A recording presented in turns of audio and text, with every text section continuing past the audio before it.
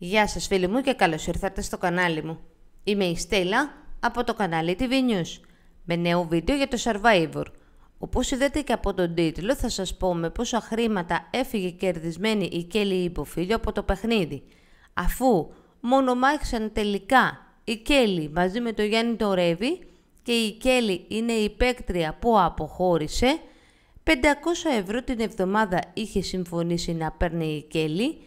Έμεινε στο παιχνίδι 6 εβδομάδες, άρα το ποσό που συγκέντρωσε είναι 3.000 ευρώ. Καλή επιστροφή να ευχηθούμε στη Κέλλη και ευχόμαστε τα καλύτερα στη ζωή της. Αυτά από εμένα. Αν σας άρεσε και αυτό το βίντεο, πατήστε like, κάντε την εγγραφή σας και μην ξεχνάτε το καμπανάκι. Να είστε καλά φίλοι μου. Γεια σας!